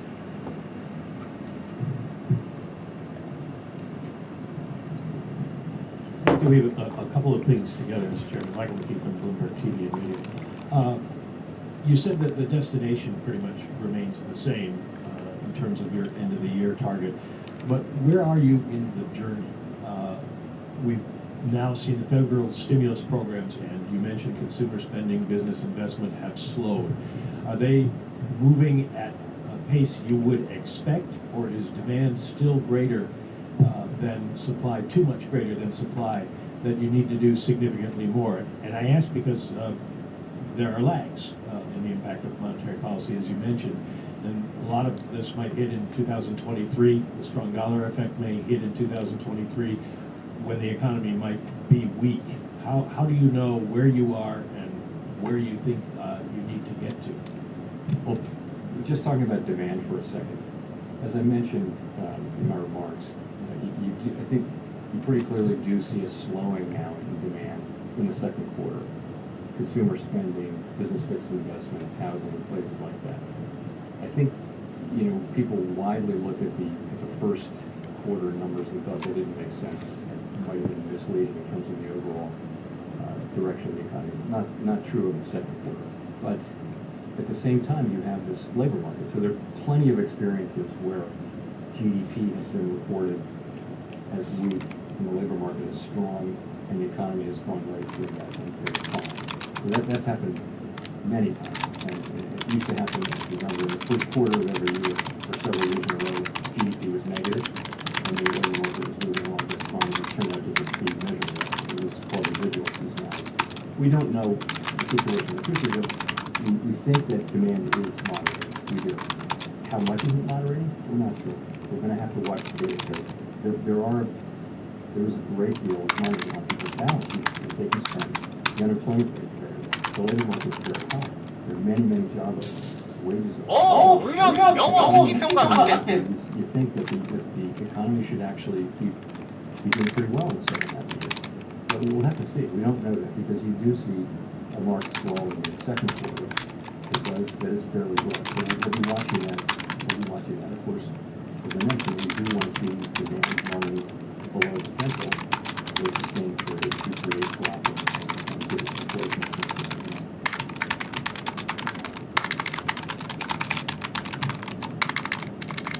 Hi, thank you, Chairman. Nicole with Times and Business. When does the committee expect to see a meaningful slowdown in the labor market, and how much weakness will it expect with regard to slower job growth and higher unemployment before it pauses or begins to think about cutting rates? So I think you're already seeing, you've seen in the labor market, what you've seen is a decline from very high levels of job creation last year and earlier this year to modestly slow job creation. Still quite robust, as I mentioned. So you're seeing that. You're seeing some increase in initial claims for insurance, although that may actually have to do with seasonal adjustments. We're not sure that that's actually real. There's some evidence that wages, particularly if you look at average hourly earnings, they appear to be moderating. Not so yet in the other wage measures, and we're getting the employment compensation index measurement, I think, on Friday, I guess.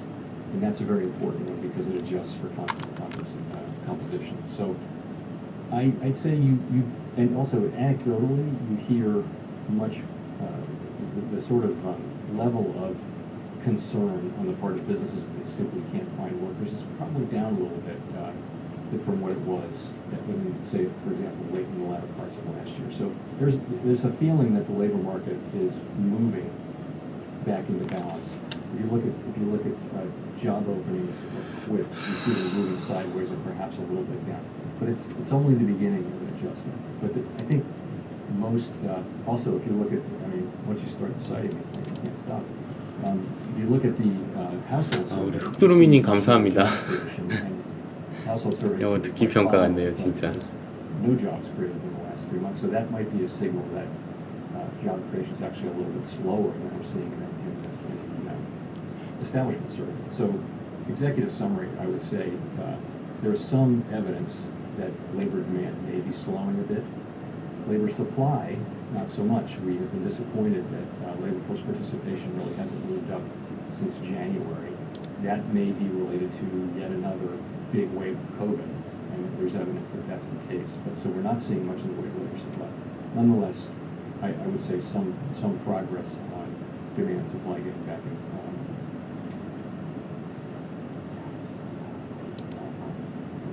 I think we're going to be looking at inflation as well. As I mentioned, we need to see inflation coming down.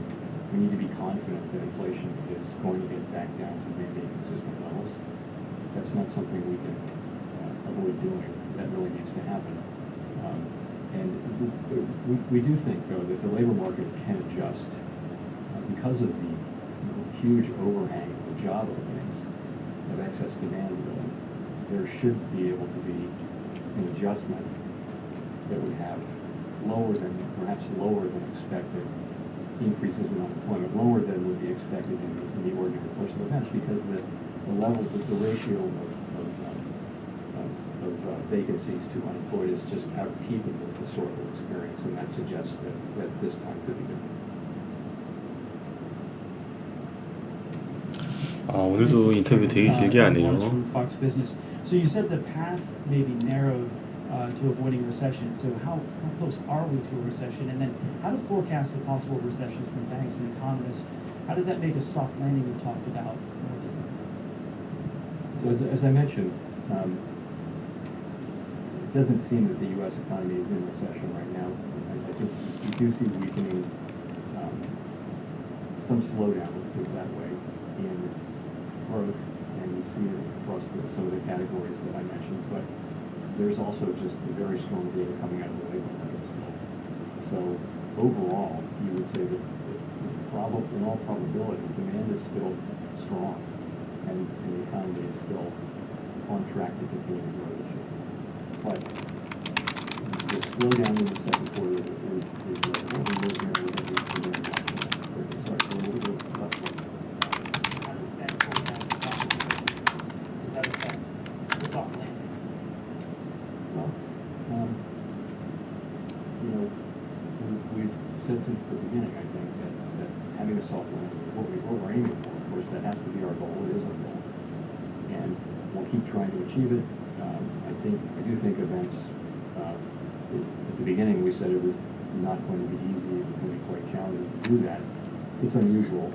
It's an unusual event. It's not a typical event, given where we are. If there is a path to it, and we think there is, it is the one I mentioned, that the labor market actually has such a large amount of surplus demand that you could see that demand coming down in a way that didn't translate into a big increase in unemployment, as you would expect in the labor market, because frankly the imbalance is so much greater. But we don't know that. I mean, this is a case of first impression. So anyone who is really sure that it's impossible, or really sure that it will happen, is probably underestimating the level of uncertainty. And so I would certainly say it's an uncertain thing. Nonetheless, it's our goal to achieve it, and we'll keep trying to do it. Thank you, Mr. Chairman. Jean Young with Market News. I wanted to ask about the balance sheet reduction program. It's been working for a couple months now, and in a different environment than the last time the Fed did it. What are you learning about how it's working and how markets are reacting? And is reaching the minimum level of reserves needed in the system still several years away at the current pace? So we think it's working fine. As you know, we tapered up into it, and in September we'll go to a full strength, and the markets seem to have accepted it. By all assessments, the markets should be able to absorb this, and we expect that will be the case. So I would say the plan is broadly on track. It's a little bit slow to get going because some of these trades don't settle until for a bit of time, but it'll be picking up steam. And I guess the second question was getting the process of getting back down to the new equilibrium will take a while, and that time it's hard to be precise, but the model would suggest that it could be between 2.5 years, that kind of thing. And this is a much faster pace than the last time. Balance sheet's much bigger than it was, but we looked at this carefully, and we thought that this was a sensible pace, and we have no reason to think it's not.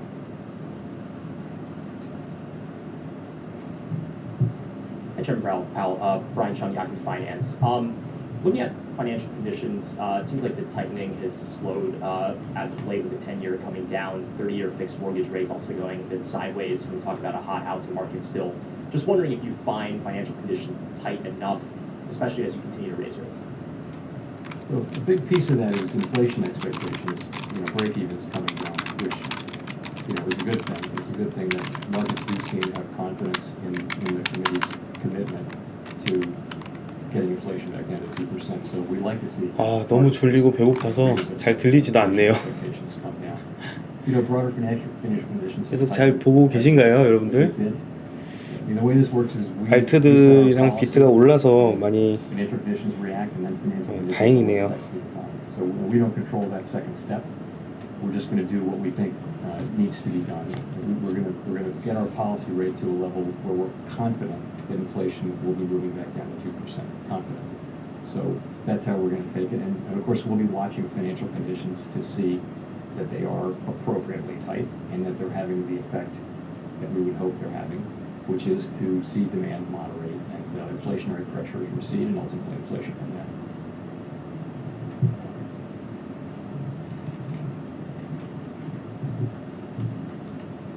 Thank you, Chair Powell. Greg Robb from Market Watch. I wonder if you can go back a little bit in time to before there was this outbreak of inflation, when the committee put in place, got forward guidance on tapering asset purchases. I think it was December 2020. There's a recent speech by Fed Governor Waller talking about that and saying that maybe that was too tight, that kind of condition, and it put you a little bit behind. 핫식스 마시면서 놀고 계세요. 네. We're kind of late to some of that inflation. So could you talk about that decision, and have you looked at it in hindsight at all? So, yeah, we said that we wouldn't lift off until we had basically achieved our dual mandate goals. And the reason we did it in real time was that the first look at the new framework that we 전 너무 배고파서 아몬드 좀 먹을게요. 허기가 갑자기 멈추네요. 죄송합니다.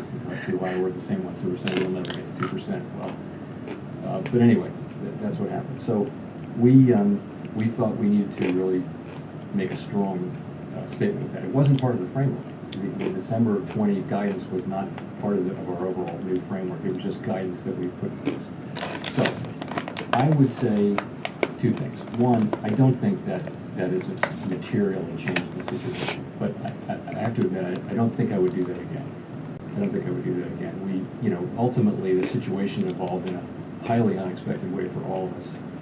And, maybe the learning is that we need a little more flexibility than that. But did it matter in the end? If you look at, I really don't think it did. I'm not sure it would have mattered if we'd been raising rates 3 months earlier. Does anybody think that would have made a big difference? I mean, lots of central banks were raising rates 3 months earlier, and it didn't matter. I mean, this is a global phenomenon that's happening now. Admittedly different in the United States, but anyway.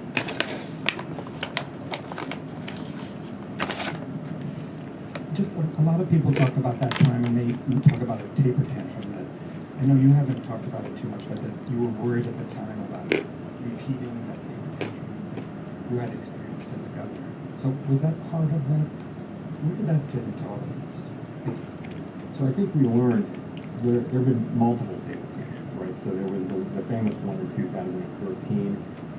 There's what happened at the December 18 meeting where markets can ignore developments around the balance sheet for years on end and then suddenly react very sharply. So we just had developed a practice of moving predictably and doing it in steps and things like that. It was just like, that's how we did it. And so we did it that way this time. We were careful to take steps and communicate and all that kind of thing. And we were trying to avoid a tantrum because they can be quite destructive. Tighten financial conditions and knock the economy off track. When it happens, you have to really, both 13 and 18 really had consequences for the real economy, 2, 3, 4 months later. So we were trying to avoid that. That was part of it. Again, I don't think that's the real issue of 2020 and 21 was just trying to understand what was happening with the reopening economy. That was where the big uncertainty was. And, our view was that the supply side issues would get better, that people would go back to work, that labor force participation would come back, everyone would get vaccinated, schools would open, kids would be in school, and labor force participation would jump back up. That's what we were very broadly thought to be the case. These supply side issues would get solved reasonably quickly, and they just haven't. They still haven't. So that's really the learning, I think, is around how complicated these supply side issues can be. We haven't seen this before in a long, long time. And so that's really what accounts for the pace at which we moved. And we did, when inflation changed direction really in October, we moved quickly since then. I think people would agree. But before then, inflation was coming down month by month, and we kind of thought we had the story, probably had the story right. But then I think in October you started to see a range of data that said, no, this is a much stronger economy and much higher inflation. And we've been thinking, and again, we pivoted, and here we are. I'm Nancy Marshall-Genser with Marketplace. Chair Powell, I just want to pin you down a little bit more on the issue of recession. So if we get a negative GDP number tomorrow for the second quarter, would the Fed consider the U.S. in recession? And just remind us, what is your definition for the start of the recession?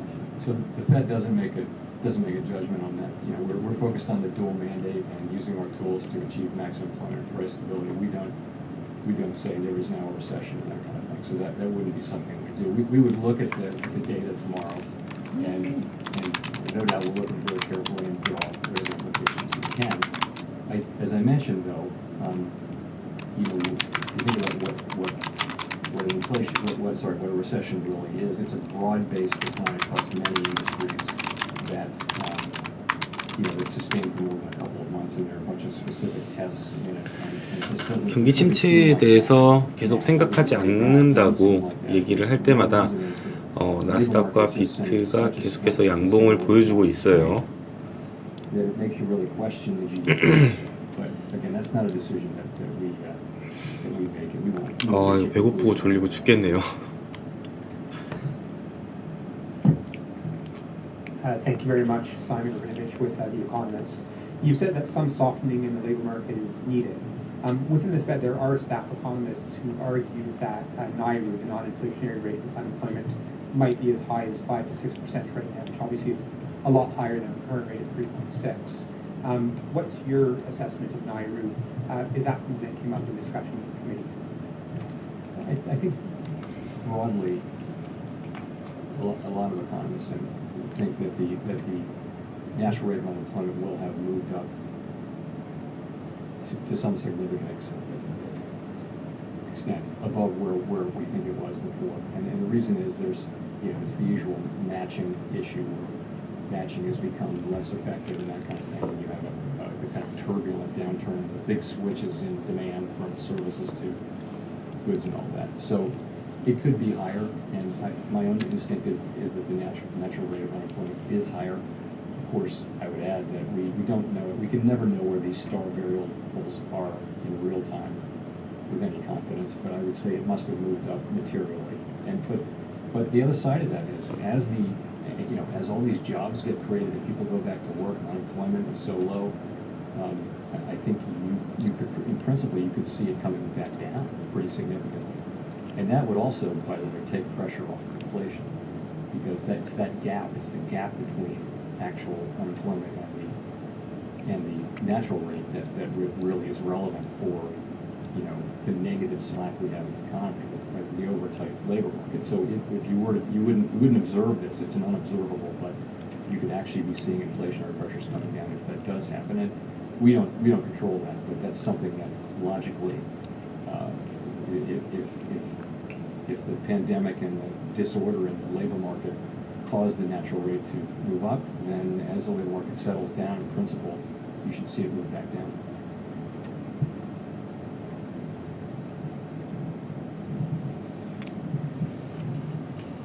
Thank you, Chair Powell. Jeff Cox from CNBC.com. Just a question about, I hate to keep banging the drum about recession, but most of the polls that we're seeing now from the public, people believe that we're already in a recession, we're heading for one. Economists pretty much the same thing. They're being told by folks like you and in the administration that we're not in a recession, we're not heading for a recession. Frankly, coming from the same people who told them that inflation was transitory, telling them now that we're not heading for a recession.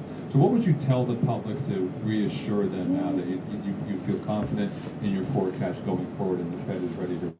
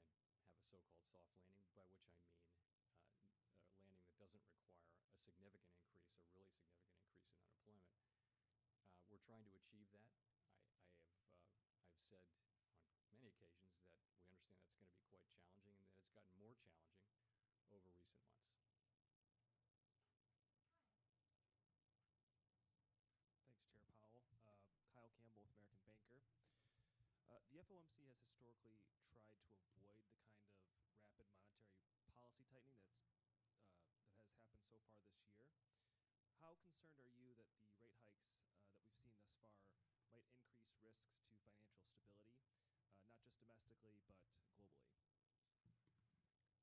I mean, there are precedents for the FOMC moving very quickly. For example, 1994, 1980, even more so. So we've been known to do that when it's the appropriate thing to do, and this year it clearly is.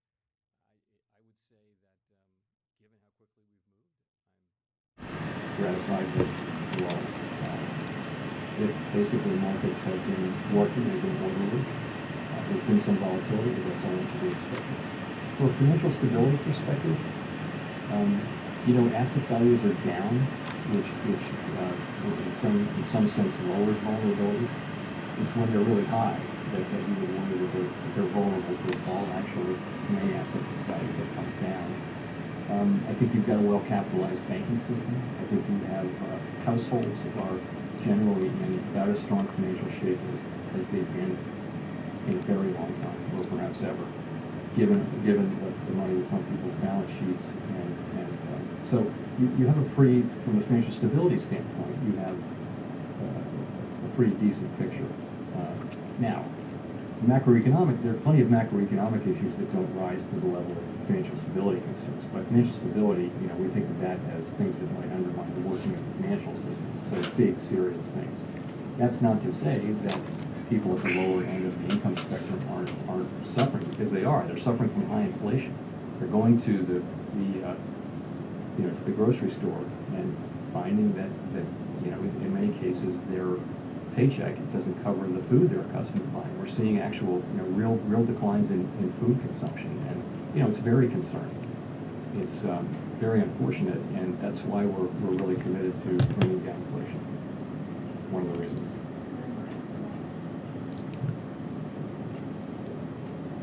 Thank you, Mr. Chairman. Mark Hamrick with Bankrate. You can remember when you held your first news conference and you vowed to be a very plain-spoken chairman, and we're thinking today about the impacts of Fed policy on individuals as well. What would you say to individuals or households who may yet lose their jobs in this tightening cycle in the fight against inflation as they try to translate what Fed policy means to them in this complicated economic landscape?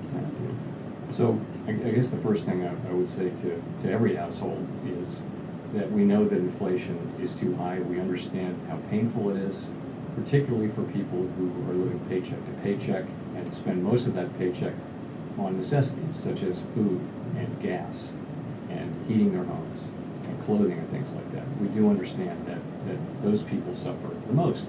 Middle class and better off people have some resources where they can absorb these things, but many people don't have those resources. So, it is our job, it is our institutional role. We are assigned uniquely and unconditionally the obligation of providing price stability to the American people, and we're going to use our tools to do that. As I mentioned, there will be in all likelihood, some softening in labor market conditions. We need growth to slow to below potential growth. We don't want to we don't want this to be bigger than it needs to be, but ultimately, if you think about the medium and longer term, price stability is the thing that makes the whole economy work. It's what can give us a strong labor market and 지금 계속해서 지금 미국 가정들이 인플레이션으로 겪는 퇴직, 그다음에 직장을 잘리는 일, 그다음에 감축되는 연봉 감소 이런 것들에 대해서 얘기를 하고 있어요.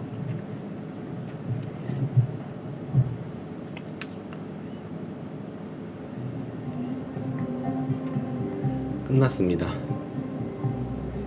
아이고 고생하셨습니다. 자, 한번 우리 늦었지만 또 정리를 한번 해보면은요, 파월이 계속 주장하고 있는 미국의 경기 침체는 오고 있지 않다라고 계속 생각을 하고 있다라는 발언을 하면서 계속해 좋은 양봉을 그때마다 보여주고 있었어요. 그리고 또 중요한 얘기는요. 지금 이제 8월에는 금리 인상이 없습니다. 이제 9월에 금리 인상이 있는데 그때 동안 한번 쭉 지표를 또 보고 9월에 인상을 할 텐데 9월에는 아마 25 베이시스 혹은 50이 될 가능성이 상당히 높습니다. 그렇기 때문에 8월에부터 9월까지 별로 큰 인플레이션의 또 다른 피크 징조가 보이지 않는 이상 증시와 비트는 계속 상승하지 않을까 라고 생각을 하고 있고요. 보시는 것처럼 지금 추세선을 돌파를 해버렸어요. 자, 여기서 조정을 원래 줄 수 있겠다라고 생각을 했는데 그냥 돌파를 해버렸습니다. 이렇게 돌파를 하고 난 상황을 우리가 차트로 또 한번 보면은, 자, 여기서부터 이렇게 이어진 이 조정 파동에 대한 지금 현재 저항대 구간인 피보나치 618, 786 구간에 들어와 있다. 자, 이 상황은요. 자, 이제 여기에서 요 파동이 이렇게 해서 여기를 넘어가지 않는 이상 약 23,500달러 정도 되겠네요. 자, 이걸 넘어가지 않은 이상 여기에서 다시 한번 조금 조정을 주고 갈 가능성이 높습니다. 자, 이렇게 길게 단숨에 올라왔으니까 자, 시장의 여파로 다시 한번 조금 조정을 주고 그 다음에 돌파를 하는 그림이 이번 주 중에 나오지 않을까 생각을 하고 있고요. 마찬가지로 달러 보면은요.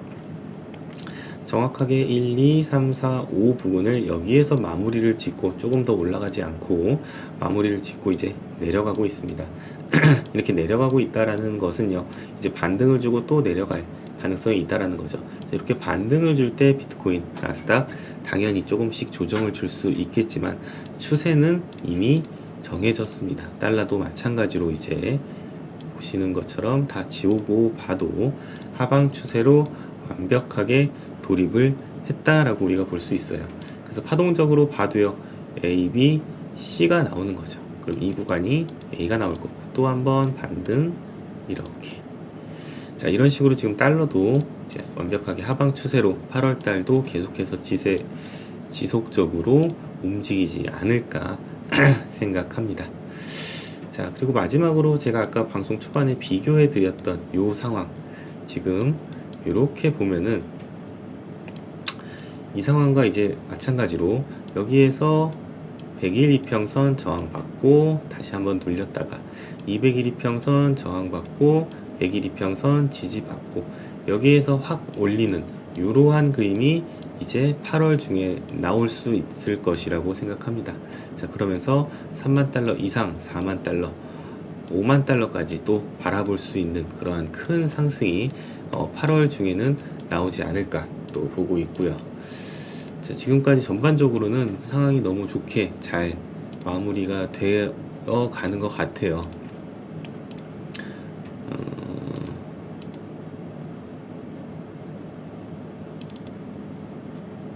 네, 아주 좋습니다. 그래서 여러분들 이렇게 막 오른다고 또 너무 흥분하지 마시고 또 이렇게 또 눌림 준다고 또 너무 우울해하지 마시고요. 무서워하지 마시고 이제 조정을 줄 때 주고 다시 한번 올라갈 때는요. 이 구간이 이렇게 돌파를 되면서 이제 여기 구간을 넘어가는 순간 바로 비트는 3만 달러 부근까지 힘차게 올라갈 수 있을 것 같습니다. 자, 이평선으로 봐도요. 지금 6시간 봉 완벽하게 정배열 거의 한 내일이나 모레쯤 6시간 봉까지 정배열 되겠네요. 자, 이 구간까지 정배열이 되면 드디어 이제 여기 구간에서 또 다시 한번 전고점을 높이고 28,000에서 3만까지 단숨에 올라가는 모습 곧 보실 수 있을 것이라고 생각합니다. 늦은 밤까지 고생하셨고요. 졸린데 계속 지켜봐 주시느라 너무 감사합니다. 이번 주 정규 방송은 오늘 이걸로 대체를 하고요. 정규 방송이 없더라도 또 특이 사항이 있거나 또 무슨 상황이 있으면 역시나 또 방송을 켜서 말씀을 드릴 거고, 아까 말씀드렸던 것처럼 이거 못 보신 분들은 꼭 방송 초반에 돌려보시면은요, 지금 어떻게 바닥이 나오고 있는지 제가 설명을 드린 거 다시 한번 생각해 보셨으면 좋겠어요. 자, 오늘 시청해주셔서 감사드리고, 출근 준비하시는 분들은 이제 조금 눈 좀 붙이시고 출근하시고요.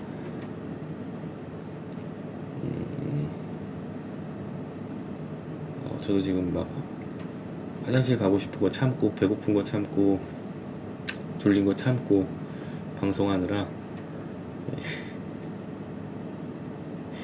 방송 끝나면 또 밥 좀 먹고 화장실도 가고 잠도 자고 그래야 되겠네요. 오늘 시청해주셔서 감사드립니다. 좋은 하루 되시고요. 감사합니다.